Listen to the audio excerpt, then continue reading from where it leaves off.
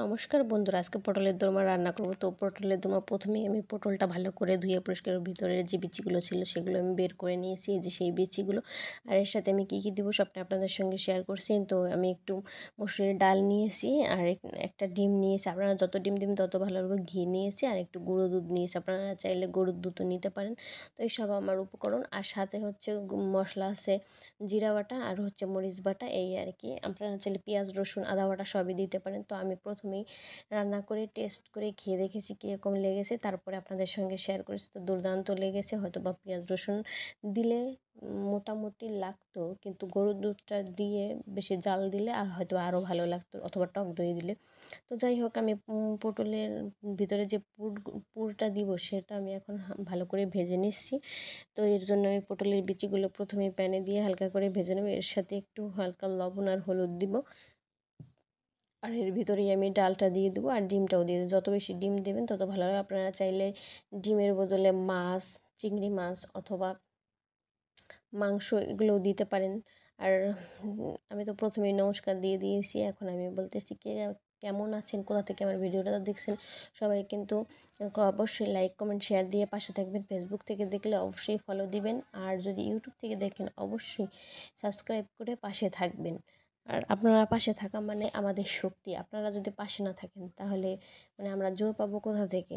তো আমি মানে যতটুকু পারি আপনাদের সঙ্গে শেয়ার করার চেষ্টা করি। অবশ্যই ভালো লাগলেও কমেন্ট করবেন, আর যদি রান্নাটা ভালো না লেগেই থাকে তাও কমেন্ট করবেন যে ভালো হয় না। আমি চেষ্টা করব। আর আমি সামান্য একটু ঘি দিয়েছি, ঘিটা দেওয়াতে আরও বেশি ফ্লেভারটা অনেক বেশি সুন্দর হয়েছে। আপনারা চাইলে ঘি নাও দিতে পারেন, তবে আমার কাছে ভালোই লেগেছে।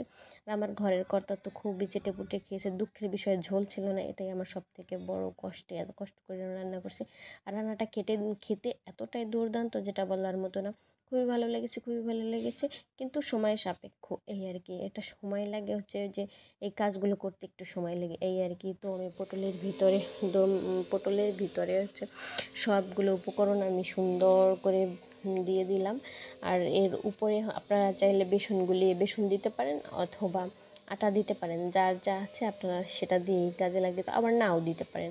আর ভাজার সময় একটু সাবধানে ভেজে নেবেন, যাতে করে ভিতরের যে পুরটা আছে সেটা যেন বের হয়ে না যায়। আর আমি অনেক সুন্দর বড় বড় করে পটলগুলো নিয়েছিলাম। আর নারকেলের দুধ দিয়ে রান্না করলে তো আরও ভালো লাগতো। তো যাই হোক, আমার কাছে ছিল না, যা ছিল সেটা দিয়েই আপনাদের সঙ্গে আমি শেয়ার করার চেষ্টা করছি। আর এই খাবারটা যে মানে আমরা ফেলে দিয়েছি তা কিন্তু না, আমরা সুন্দর চেটেপুটে খেয়েছি। যে খাবার নিজে খেতে পারবো না সে খাবার কাউকে দেখাই কোনো লাভ আছে বলেন? তো এই জন্য আমি যে খাবারগুলো খাওয়ার যোগ্য সেগুলোই আপনাদের সঙ্গে শেয়ার করার চেষ্টা করি।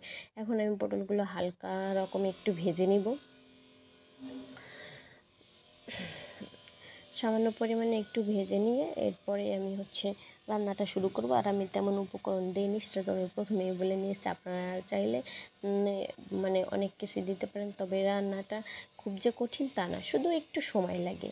এই পটল থেকে বিচিটা বের করো, এই ভাজো, আবার ভিতরে ঢুকাও, এই আর কি। এই ব্যতীত রান্নায় তেমন কোনো কষ্ট নেই। তো হালকা করে ভেজে নেওয়া হয়ে গেছে। এখন আমি এই তেলে একটু জিরে ফোড়ন দিয়ে নিলাম। জিরে দিয়ে একটু মরিচ বাটা আর হচ্ছে জিরে বাটাটা দিয়ে দেবো।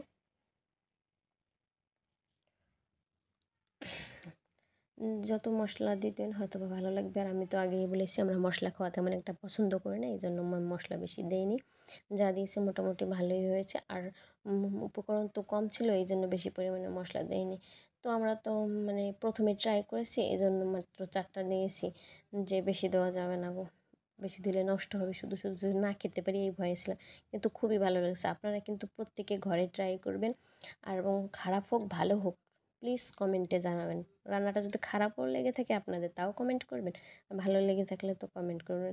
আর শেয়ার দিবেন বেশি বেশি, আপনাদের শেয়ার আমাদের খুবই প্রয়োজন। আপনারা পাশে থাকা মানে আমাদের অনেক কিছু। আপনারা যে পাশে না থাকেন তাহলে আমরা যাব কোথায় বলেন?